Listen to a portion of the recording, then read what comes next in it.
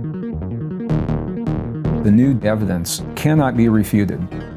We are living in a simulated environment. Every ancient and indigenous tradition, they all say that we are here learning something because we're going to go somewhere else. We are connected to a greater community outside of the simulation. Here's the question: why? Obviously, we're here for a reason. Maybe to raise this collective consciousness, maybe to evolve, to learn faster, to potentially get out of some crisis. We are trying to solve the problems of the world through a thinking based on false assumptions of obsolete science, such as Darwin's ideas that nature is based upon competition and conflict. We're seeing the rise of hate in ways that we've never seen. It's not natural. Nature's primary rule is cooperation. What would it be like to raise an entire generation of young people based upon what we now know to be true in science? We have everything that we need to transcend, not just survive. We have the ability to choose. And so the new question is, will you change it?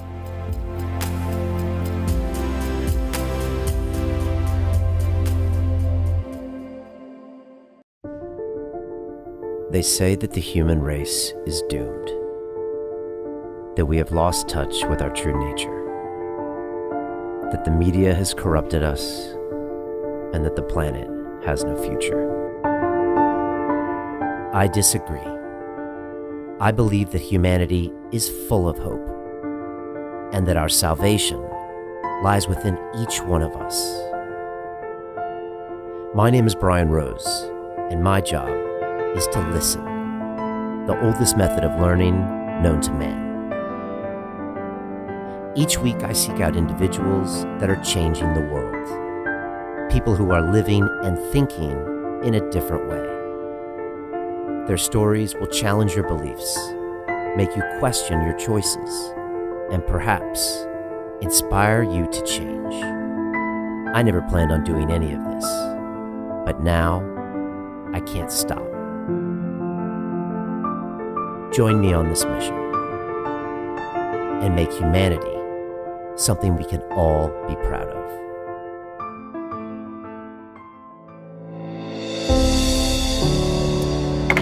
You know, I always like spending time with Gregg Braden. The guy's got such incredible energy, such incredible ideas, and he's got big ideas about where us humans came from. He rejects this theory of evolution that Darwin came from, and he rejects this idea of competition over cooperation. And once you start looking at some of his evidence, you really start to question what science tells us today. And on top of that, me and Gregg went deep down the rabbit hole when it comes to this idea that we might be living in a simulation. What does that mean? How could that be possible? And does it explain the reason us humans are here? And I know you're going to enjoy this conversation with Gregg. People always love his ideas, his vibe, his energy, and he's got the science to back it up. He used to work in the defense industry and was a geologist, and he really is a rare individual, and I love him a lot. And inside London Real Academy, we're doing rare things every single day. I'm teaching people how to take ideas and turn them into businesses. I'm putting people on stage for TED Talks. I'm getting people to start their own podcast just like London Real. Here's more about what we do inside. London Real doesn't stop when the conversation ends. You see, that's when we get started. Because everything begins with a thought, and then comes the action. The London Real Academy is our global transformation platform. Here we bring together thousands of students from over 75 countries. Whether you want to build a profitable business from your passion, or learn to speak to inspire, or broadcast yourself with your very own podcast, or accelerate your life to become a high-performance person, we have the online accountability course and personal mentoring program that will make your dream a reality. Join us, and we'll take your life to the next level, together. Our next accelerator course is starting soon.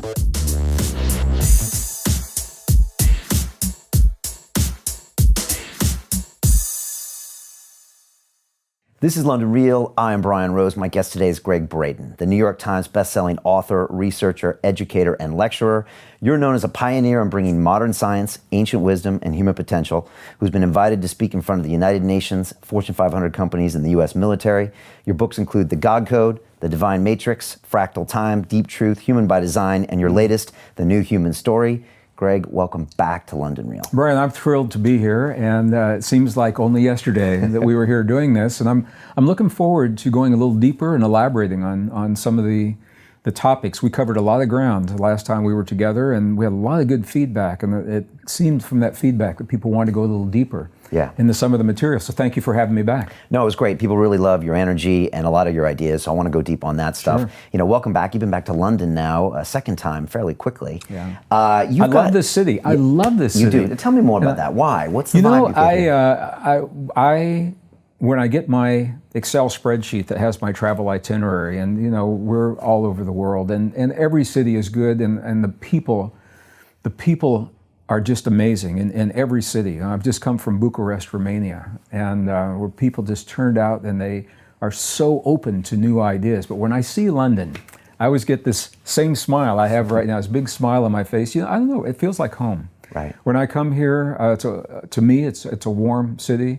People have always been so kind to me, not just in our audiences, but everyone that I interact with, from when I come into the airport, to the hotels and the drivers, and there's just a vibe here in the city, and I love being here. And it has a great music scene. We were just talking about this.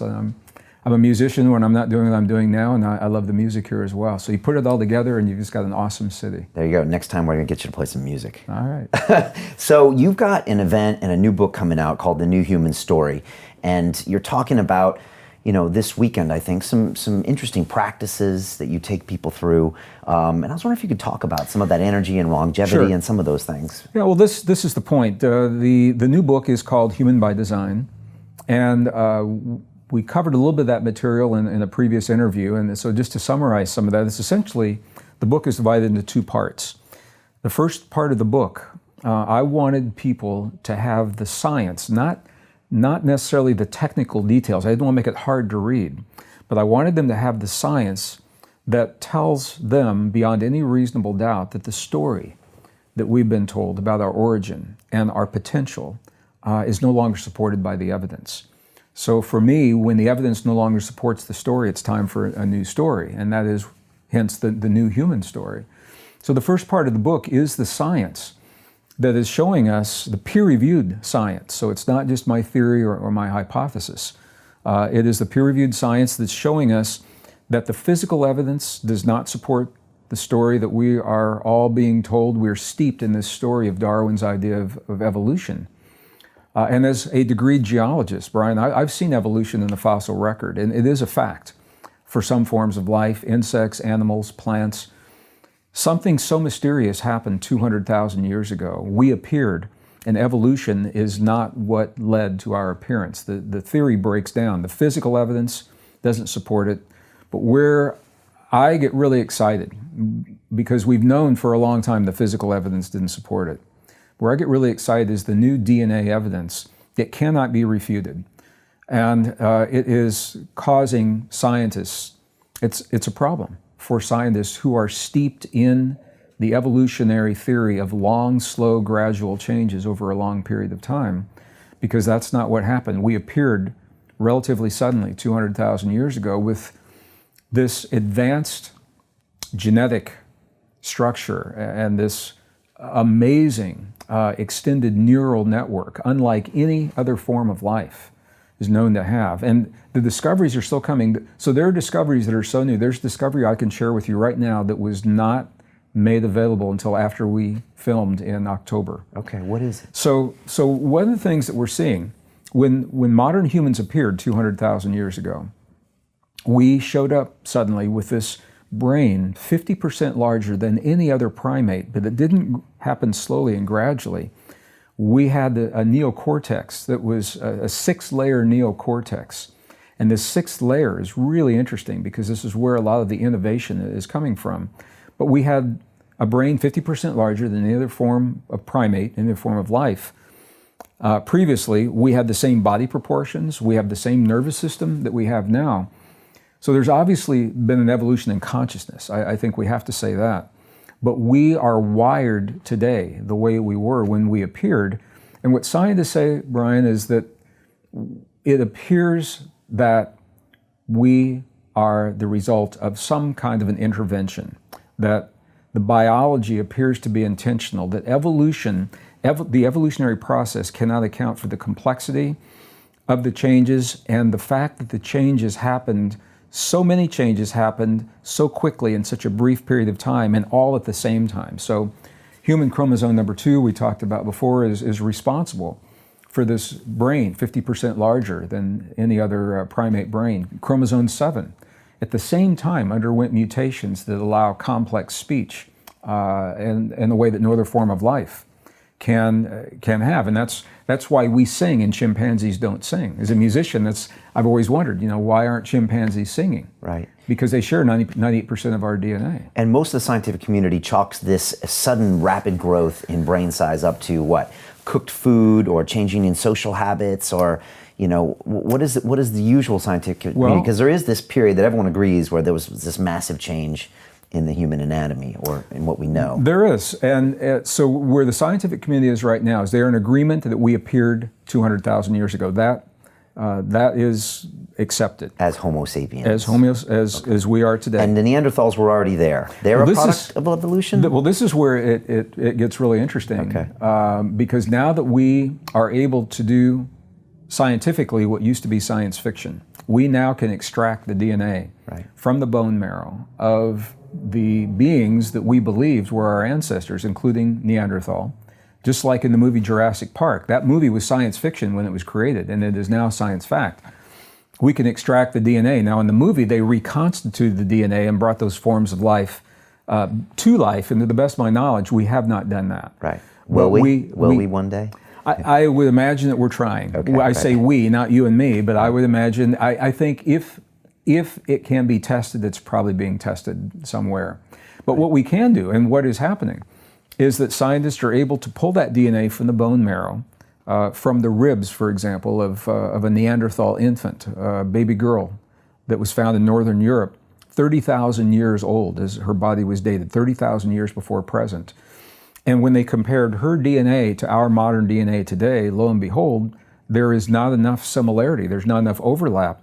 And this was published in the journal Nature. Now, they made the discovery in 1987, but they didn't publish it until the year 2000. Okay. And it's in the very prestigious journal Nature, page 490 on, I believe it's volume 404. Right, but this doesn't surprise you because you have friends in science, and when you confront them with this obvious evidence, they just say, I can't compute it. Sometimes their conscious brain says it must be wrong because it flies in the face of everything they are and everything that they stand for. Well, this is where scientists are really up against a brick wall here, because the evidence is no longer supporting the old story. So now we know that Neanderthal is not our ancestor. We shared the Earth with them. Right, which is why I have Neanderthal DNA in me, and I'm guessing you do too. Yes, and many of us do, not most, but many of us do. If you do something like Ancestry.com or 23andMe or something like that, we will see Neanderthal DNA because we interbred with them. They say we probably had Neanderthal boyfriends and girlfriends at that time.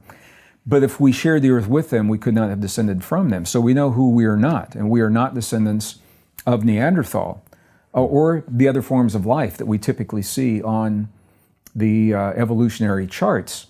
What we have to say is that we actually probably don't even fit on that tree. We're probably our own tree, a very small tree like a bush, because there's no evolutionary path leading to our appearance 200,000 years ago, and that's a problem for science. Right. This is back to the kind of the story in the Bible then, that we are we don't know, separately. but this is the first half of the book, is I wanted to share the peer-reviewed science that simply is not trickling down into the mainstream. So you're not seeing it in the mainstream classrooms, textbooks, mainstream cable television documentaries are not even showing this stuff. Okay, but if it's true, it's only a matter of time until it gets out. It should be. The second half of the book, then I wanted to go beyond the evidence that shows what we are not. We are not the product of evolution. I wanted to show what is the potential that we were imbued with when we appeared 200,000 years ago. And what the scientific community, those that are honest about the evidence, what they're saying is that the genetic changes are so complex, they appeared so quickly, they appear to be intentional. And if they are intentional, they imply a purpose. So my question is, what is the purpose of this expanded neural network that we have, and the ability to consciously self-regulate our biology in a way that no other form of life can do? What does that afford us? What kind of doors does that open for us? In practical terms, how can we embrace these, what I call internal technologies, in our everyday lives to make our lives healthier, happier, more productive, safer? And so that's what the second part of the book is all about. Okay. So, and they, to me, they go together very well. Now, there are a lot of scientists that say to me, only when we find out where we came from can we really know what our potential is. And I'm doing just the opposite. My sense is, if we follow the evidence, if we follow that DNA, we work backwards, we reverse engineer. What did it take for that DNA to become the DNA that it is? What had to happen, and we'll talk about this in a little bit more detail, what had to happen for the fusions to occur and portions of the DNA being removed and portions added? What had to happen to make those things occur? And I think as we work backwards, it's going to lead us to the answer of who we are and where we come from. Okay, but you must have a hypothesis. And the last time I asked you, because there's only a few answers, right? We came from somewhere else. There was some, super intelligent being that just decided to gene splice us and put us back. There are three potentials that scientists are looking at right now. We didn't talk about these last time. One is that everything is completely natural evolution as we've been led to believe, even though the evidence doesn't support that. So there's a battle playing out right now, Brian, to hang on to what is called the standard model. That is the standard model in physics. It says the Big Bang was this primal release of energy. We don't know what happened, and it was a completely natural process. And within the Big Bang, the evolutionary Big Bang is when we appeared completely through natural processes. That's one theory. The evidence doesn't support that. Another theory that we haven't even talked about is that we are living in a digital or a simulated environment. In other words, it's a virtual reality that we're living in, and we can talk more about this. Elon Musk talks a little bit about this. Well, Elon Musk is talking a lot about it, and in 2001, the first scientific algorithm was designed to attempt to determine whether we are or we are not living in a virtual or a simulated reality. And what they did was they created the variables that take into account everything that we see happening in the world today, from physical parameters and physics parameters to social parameters and climate and everything that's happening. And they plugged it into this algorithm, and the algorithm said that the odds are much greater that we are living in a simulated reality than that we are not. Because it couldn't actually identify real randomness? Is that what it looks for? Because, if you build something inside the simulation to see if it's simulation, you would think it's flawed by design as a scientist. That would be my first guess. It could be, and these are some of the philosophical questions that come into this. I tried to explain this to my 14-year-old stepdaughter the other day, and I said, we could be living in a simulation, and she plays Sims, and she plays those games, and I just heard Elon Musk talk on Joe Rogan, and I explained it to her, as in, do you not agree that 10 years and now 50 years from now, that the technology, as it's growing, is going to be able to create a simulation that's probably as real as this? And most people might go down that and say, yeah, in 100 years we would be there. And then he kind of backs out that argument by then saying, is it not possible we're in a simulation? Now that's one way of looking at it. Well, it's one way. So this is a second theory that is here, and I just want to bring it back home. The third theory is that there has been some kind of a natural creation. So a natural Big Bang, evolution did begin, but there has been some kind of an intervention, a conscious intervention at some point in the past, where DNA was manipulated in a way to create, to give us capabilities and other forms of life.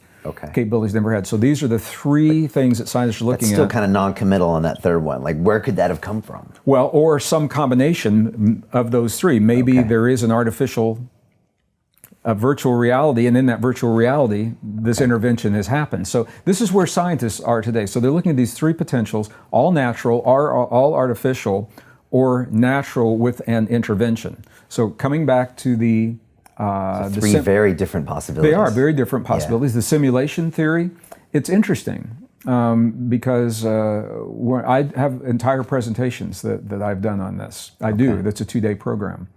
And when we compare, if you look at the definition of a simulation and you look at the definition of life and our environment in our most ancient and cherished spiritual and religious traditions, the similarities are striking.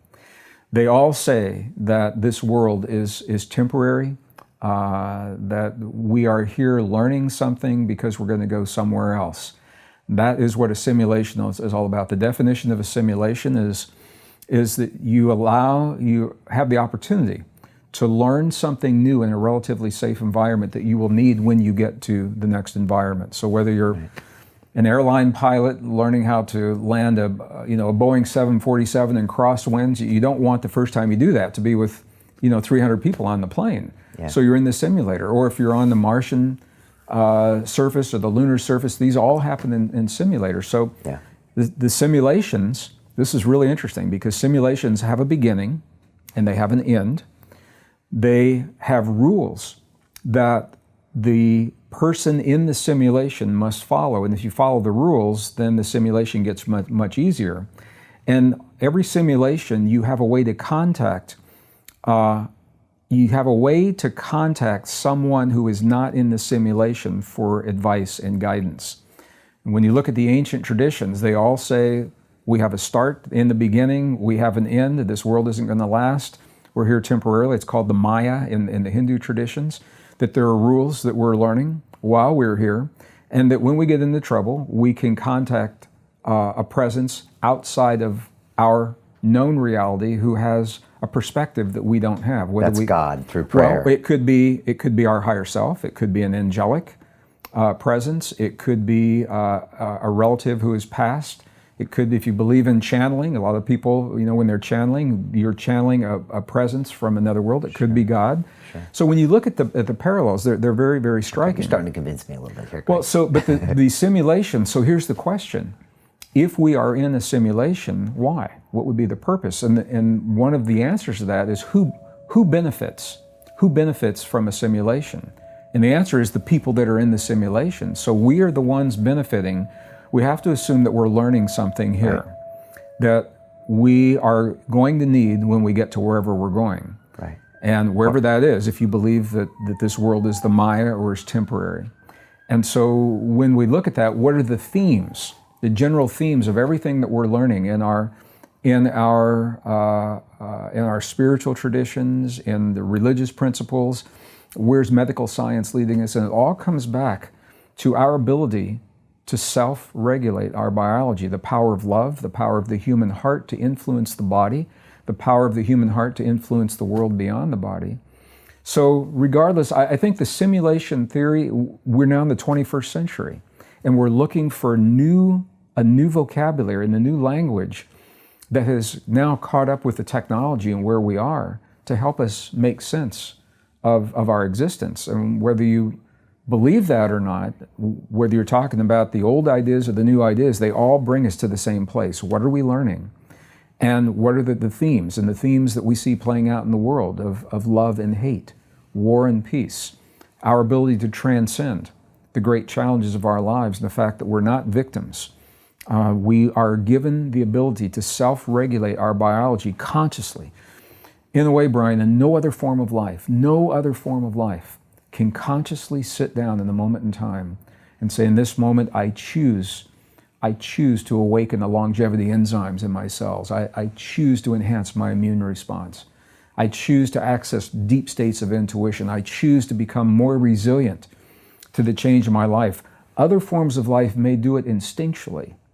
When the environment triggers it, we're the only form of life that can consciously say, in this moment, I choose to self-regulate, to do this because I choose, not because my external environment is driving me to do this. And this is a very, very powerful form of mastery. And that mastery is what we find in our most ancient and cherished spiritual traditions. When I study with the yogis, with the monks and the nuns and the abbots and the mystics and the shamans, the curanderos and the healers all over the world, and as different as they are from one another. They access the same states. And we have been led to believe that these are extraordinary states of human experience. I believe, and my colleagues, Dr. Joe Dispenza is a very good friend of mine, and we've had this conversation over meals many times. Bruce Lipton, a dear friend, the three of us work and present together. You guys are the triad. We all believe, we each believe, and together we all believe that these are potentials that have simply been forgotten or maybe never realized in the broad general public. But that's our birthright. These are our potentials, and rather than being extraordinary states of consciousness, they are ordinary states that we've been conditioned out of through culture, through religion, through science, through power agendas over time throughout history. Because when we embrace these technologies, we are awesomely powerful beings in a way. Now, there is another philosophy, and this is where it all comes home. There is a philosophy now in the scientific community that consciousness informs itself through its creations.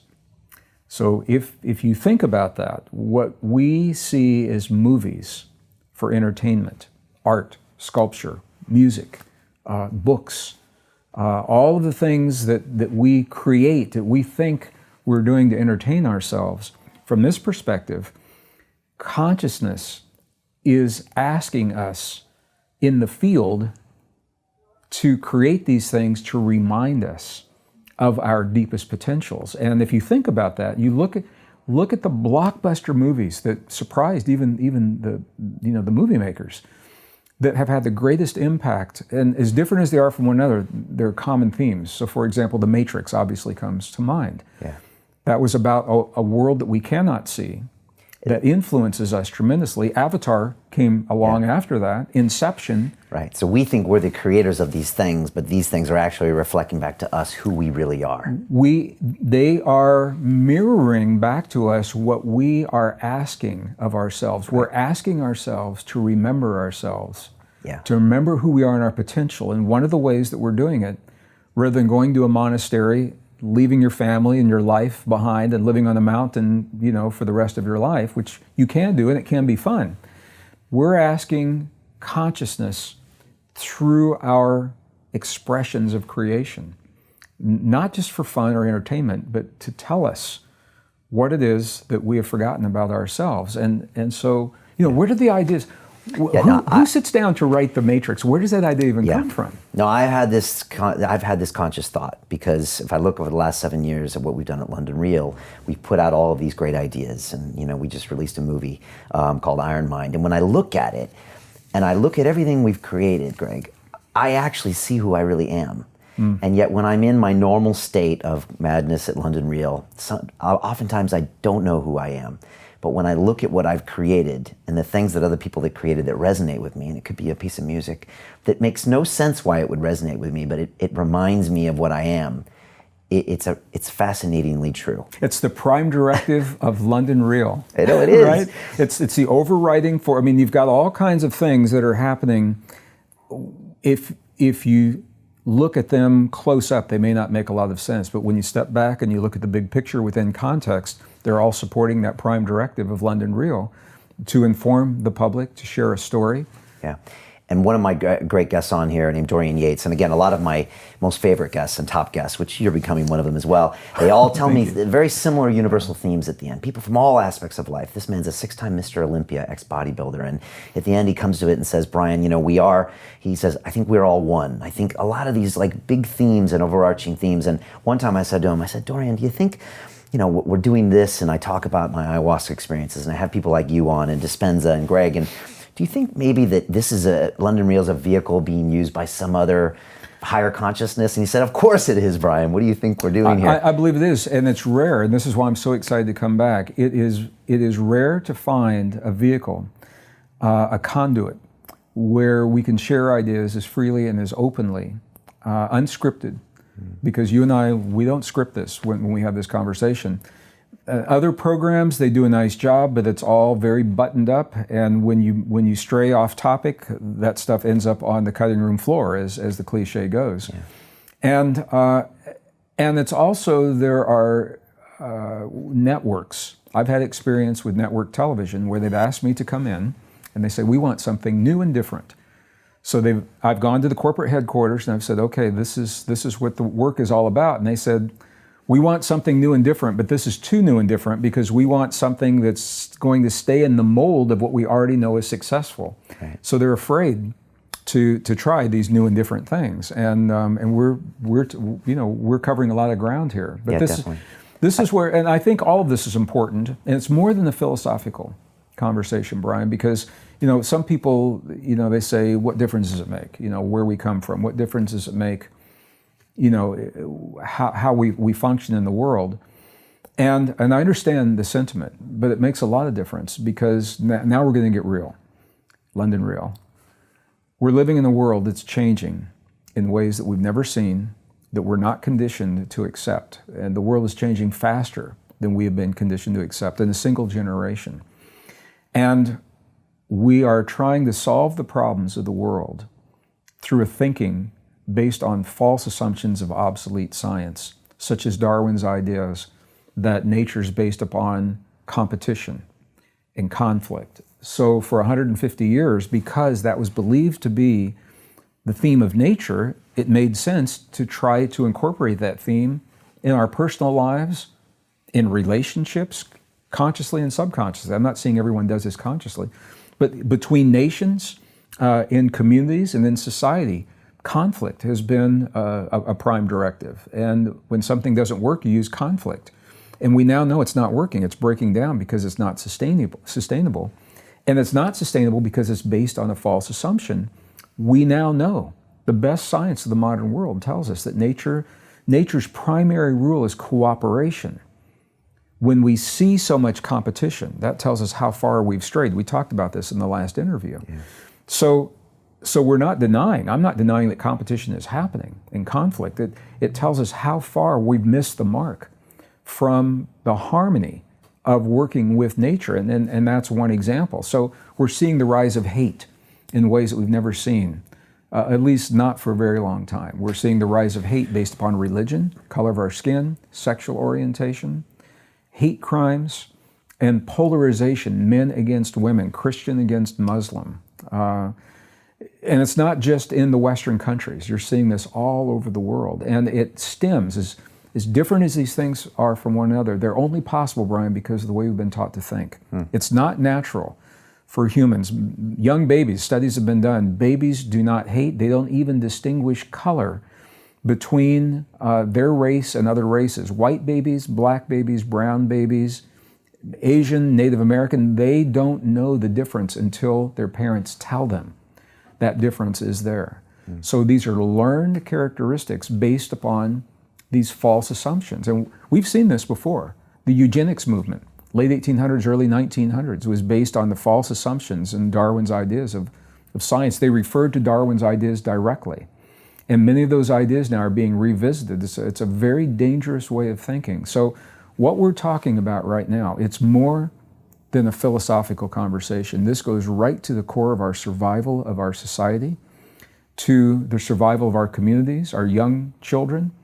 And I think about this often. What would it be like? What would it be like to raise an entire generation of young people based upon what we now know to be true in science, rather than these false assumptions, the idea that cooperation is a fundamental rule? How would those children learn to play and work together differently, that they are part of the world rather than separate from the world? They're part of their bodies, and their bodies are a conscious entity to be trusted and respected rather than something to be abused. What would that generation be like? And I don't think we're going to have to wait long, because I think the ideas that we're talking about, I was working in the defense industry at the end of the Cold War, when the Berlin Wall fell. And so many people thought, wow, that happened fast, happened overnight. It didn't happen overnight. Under the surface, in consciousness, the changes were happening, but they weren't visible unless you knew where to look. And all of a sudden, it was like logarithmic. It wasn't linear, it was logarithmic. All of a sudden, the changes percolated up and that wall came down. The same thing is happening now. The changes that you and I are talking about, the changes in the way that people think and the acceptance, holistic ways of living, healing the body, nourishing the body. And I think we're going to see this sea change happen, and people are going to say, wow, that happened so fast, but we've been laying the foundation for 30 years. Yeah, people are hungry for these ideas, and I see it because I see our content that we put out that pretty much can be viewed at will by most people in the world, barring China. And, you know, it's the ideas of you and Bruce Lipton and Dispenza that are really getting a lot of resonance. And I think people are looking past this blatant scientific explanation for everything that they've been taught. And I think actually technologies help that out to a certain extent, because everything is now Googleable and somewhat explainable. And I think something deep inside of us as humans say, there's much more going on here than that. Well, I think that's what's happening. I believe that as well, Brian. I think you're right on. But it goes even deeper than that, because in addition to all the things we're talking about, there is another driver that is at work here. There's another factor. And we are at this pivotal crossroad where we are developing and evolving our technology so quickly, we have to make a choice as a society.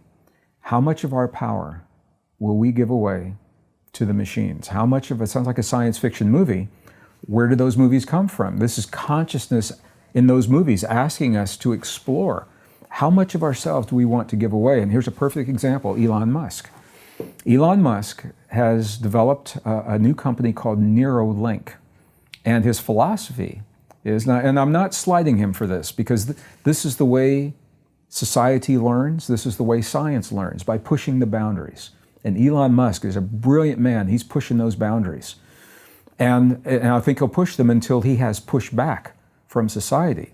Neuralink is the first chip implanted into the human brain that directly links the human brain with the hard drive of a physical computer without a wire, without a cable. So it's like Bluetooth technology. It's beyond Bluetooth, but you can think of it that way. Right. So what he's saying is, if you can't beat the machines, join them. He said, let's interface, let's become one with these machines. Right. So what do you think about that? So they have the chips that can be implanted into the brain, and I mean, think about what's happening.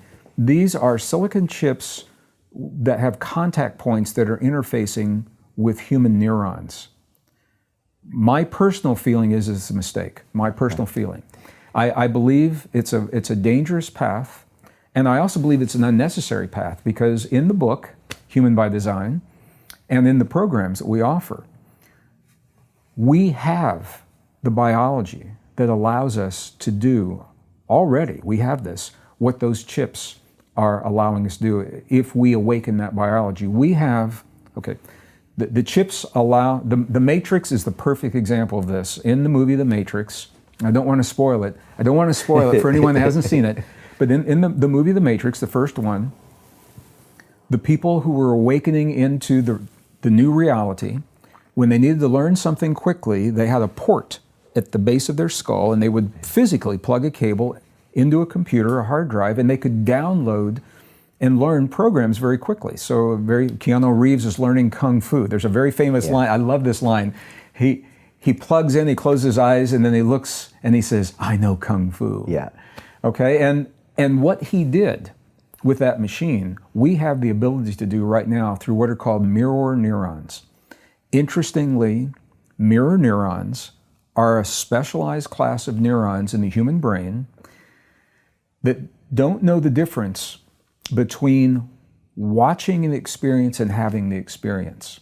So when we already know this, for example, this is why you can lie on your couch on a Sunday afternoon watching a soccer game or a golf tournament or whatever. You're lying down, but you're watching this and your heart's racing, your muscles are tense, you might be perspiring, you might be, breathing heavy, but you're just lying there. I mean, if you think about that, it makes no sense. Your mirror neurons think you're the one on the field. Right, which is why we watch. It is. And these are very powerful neurons, and they're also powerful in addiction. This is why pornography, for example, is so powerful. It's so addicting, because when someone witnesses those images with the mirror neurons, it triggers the oxytocin and the same dopamine, the same very addictive chemistry, because the brain doesn't know the difference between watching and having the experience. So these are the bad things that we hear. The good things that we don't often hear is because the brain doesn't know the difference. When we learn to access these mirror neurons in a very specific way, we have super learning, Brian. We can learn, so I do this personally. I mean, we can learn very, very quickly. We can learn music. You can learn to perform the way another musician is performing. You can learn a foreign language very quickly. You can retain, not only retain, but recall information. Very super learning, super memory, super retention, super recall from the mirror neurons. And here's the kicker. Those mirror neurons in the human brain are in the 6th layer of the neurocortex that is made possible through a mysterious DNA fusion that happened 200,000 years ago. When we showed up, who or whatever is responsible for our existence, whatever's the source of the intervention that appears to have happened, made those neurons possible. And it gives us the ability, if we choose to access this potential, to learn and experience very, very quickly. We don't need to be physically connected to a computer. But this is an example of where, if we don't know that, and we go down this road, I mean, it won't stop there. We end up giving our power away to a device. And you've heard the old axiom, if use it or lose it. And we run, I think, the risk of becoming a species where we begin to lose this tremendous, beautiful potential. And we are losing parts of that already because we're no longer kind of learning the same way and pushing our brains to learn languages. It's all there on Google Translate. Ask the young people today to solve a mathematic problem without the use of a phone or a calculator. Yeah. Now, I come from a generation, and this has all happened in one generation. When I was in school back in the 1950s, 60s, early 70s, engineers were putting the first man on the moon using a slide rule. Yeah. Now, some of our viewers don't even know what a slide rule is, but it is the precursor it has no electricity. It is a gadget that looked like a ruler that had a slide that you could use to move and correlate certain numbers. And this is the way engineering happened. World War II, the atomic bomb, this is how we solved our problems. Yeah. And young people now, if they don't have either a calculator, which is almost obsolete, the physical calculator, they're all on the phones now, or they don't have a phone, they cannot solve the problems. Yeah, well, we are now cyborgs, whether we want to admit it or not. Most people are anxious that they don't have the phone. They refer to it all the time. It's part of their consciousness. And so, as I've heard Elon talk about, he said the problem now, well, maybe not the problem, maybe the good part, according to you, is bandwidth. Because we have our thumbs to get the information from our brain into this network, this internet platform. And so Elon is proposing that we jack up that bandwidth and get all of the download and interaction between us and this supercomputing, super interconnected network around the world, and then take ourselves to that next level. And so I think Elon is a proponent, or he's just saying it's going to happen, so let's make it happen. Yeah, he's just saying let's go with the flow. This is where it's going. Right, and I see what you're saying, because if we do that, there's not many ways of going back. We already are doing that to a certain extent, aren't we? Well, we are, and I have to be, for transparency, I'll just say that I probably am what you would call a purist. There's a part of me that so respects the intricacy of the human being, our existence. We are so mysterious. We are so complex. And every time scientists think they've got it nailed, it's all buttoned up, and they think they understand everything there is to understand, they understand that they don't know what's really happening. Human brain states is a perfect example. We can talk about that in just a moment. So I think until we fully understand who we are and our potential, it's a mistake. Right. Because we're closing off that door, we might not ever go back there. We're giving it away. It's a mistake to lose that. 50 years from now, there'll be the science fiction movie of the people that stayed away from the tech and the people that went into the tech. I think it's happening right now. That's exactly what you're seeing. And if some people go to extremes, I think the machines can be useful as tools. My caution is not to embrace them as a crutch, where we have to have them. Right. If a machine can tell me when I'm creating the conditions in my body to access this potential, then that machine is very useful. Once I understand that, I can toss the machine away. I don't need the gadget, because now I know who I am. If if I feel like I need the machine to take me to this place every time. So I have a bad day or I'm a little stressed and I say, oh, I got to hook up to my machine, my PC and run this app to tell me when I'm in the right brain state or whatever, the right heart state or whatever it is. And I think that's where we run the risk. And we have to be conscious. We have to be conscious and cautious as we do this. And I'm tripping on it a little bit because I wanted to go back. I'm not slighting Elon Musk. He is of a different generation than we are. He's an entrepreneur. He's done amazing things. He sees potential, and he says, let's explore this potential. And so he probably is accelerating the evolution, wherever that evolution is going to go. We have to make a choice now, where we didn't have to make it 5 years ago. Now we have to choose, are we going to follow this path? Now I have to tell you, Brian, audiences all over the world, when I share this story, and I've got a presentation that goes with it, and before I even share my opinion, I can see people in the audience, and when they see the picture of the chip, I say, here's the chip, here's what it does, and people are out there, they're shaking their heads. And then when I say, in my opinion, this is a dangerous thing to do, it's a slippery slope, I think we may not want to go here, people stand up and they applaud. Yeah. People, at least in the ilk that we're communicating with, believe that there is we're pushing a boundary, and it's a boundary they don't want to cross.